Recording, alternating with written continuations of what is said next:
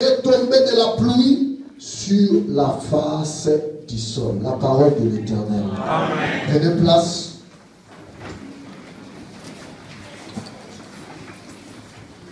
Nous avons commencé un programme hier qui est intitulé Changement de saison. Quelqu'un dit après moi changement de saison.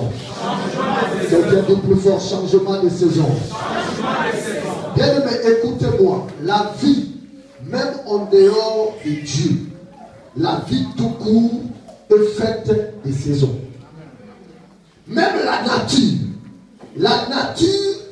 est gouvernée par les saisons. Ce sont les saisons qui gouvernent la nature. Hier, on pouvait être en été. Donc, la nature a été gouvernée par la saison de l'été. Et aujourd'hui, l'hiver commence. Donc, c'est la saison d'hiver qui gouverne la nature. Parce que la France fait partie de la nature. L'Europe fait partie de la nature. Donc, la nature est gouvernée par les saisons.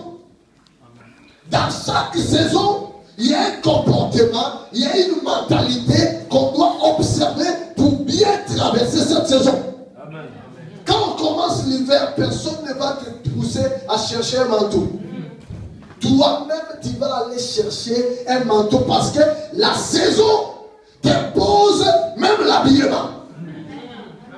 La saison t'impose même l'atmosphère. Personne ne va te dire ouvre les chauffages. Toi-même, à cause de la saison, tu vas aller ouvrir les chauffages. Et toute personne qui rentre dans ta maison, dans la saison d'hiver, cette personne est obligée de profiter de la chaleur de ta maison à cause de la saison. Donc, la nature est gouvernée par les saisons. Et le Dieu de la Bible est un Dieu des saisons. Moi, je crois en un Dieu qui change les saisons dans la vie des hommes. Écoutez-moi. De la même manière que tu vois les saisons en train de changer dans la nature, c'est de la même manière que Dieu peut changer les saisons dans ta vie. Je dis c'est de la même manière que Dieu peut changer les saisons dans ta vie. Hier c'était l'été, aujourd'hui c'est l'hiver. Le même Dieu qui a enlevé l'été pour établir l'hiver, il a le pouvoir d'enlever la saison sèche dans ta vie et d'établir la saison de pluie. Et cette semaine, je ne suis pas venu annoncer une autre saison. Je suis venu annoncer la saison de la pluie. Parce que la seule saison de la Bible qui symbolise la bénédiction et la prospérité divine, c'est la pluie. Je suis venu dire à quelqu'un que le diable ne veuille ou pas, il va pleuvoir.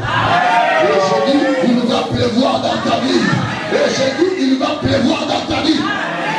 Même quand toi-même, tu ne veux pas. Quand Dieu change de saison, tu es obligé d'entrer dans cette saison.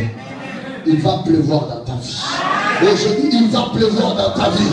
Aujourd'hui, il va pleuvoir dans ta vie. De la même manière que tu as connu la saison sèche, c'est de la même manière que tu vas connaître la saison de pluie. Ceux qui t'ont vu en train de pleurer, bientôt ils vont te voir en train de fêter. Aujourd'hui, bientôt, ils vont te voir en train de fêter. Ceux qui t'ont vu en train de demander, bientôt, ils vont te voir en train de donner.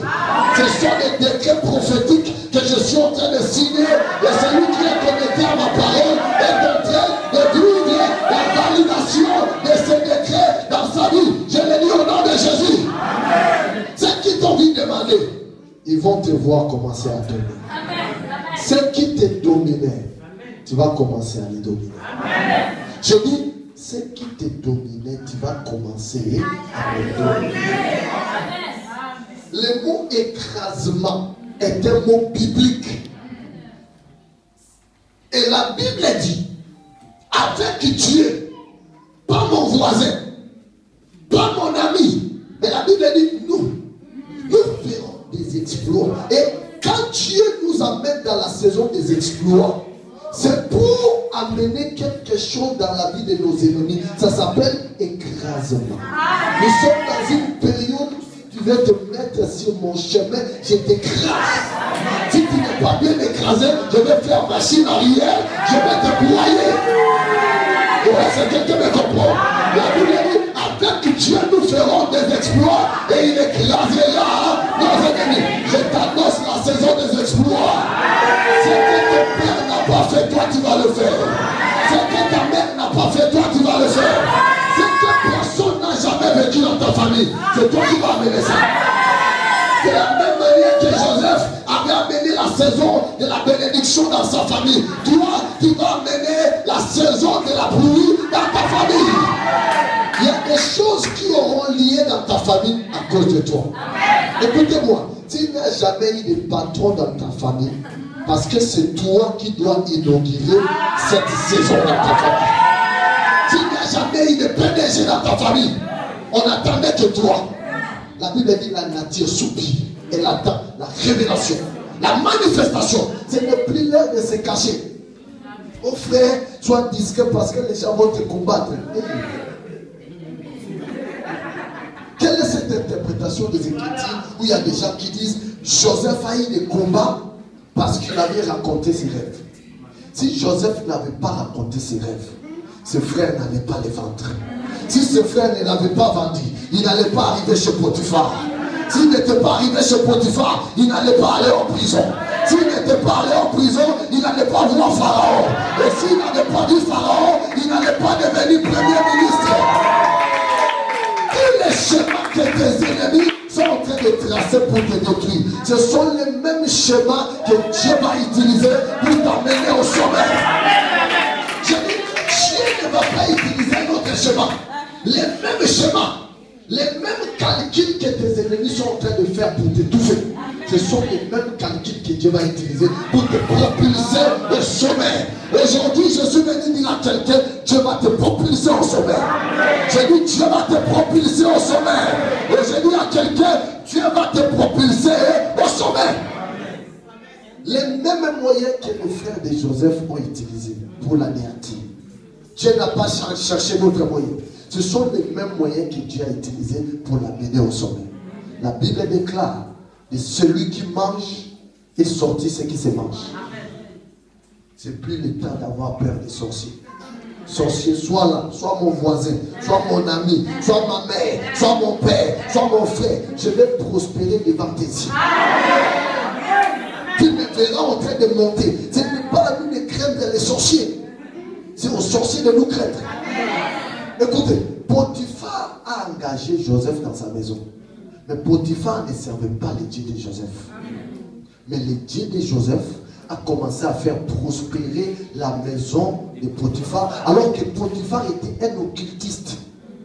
Quelle que soit ta sorcellerie, je m'en fous. On va habiter la même maison, mais moi je vais manger en abondance. Je vais manger la meilleure production du pays. La sorcellerie de Potiphar n'a pas empêché à Joseph d'amener la prospérité dans sa maison. Et le combat de la femme de Potiphar n'a pas empêché à Joseph d'aller au sommet. Je te vois au sommet. Je te vois au sommet. Je te vois au sommet. La Bible déclare, vous serez la tête et non jamais la queue.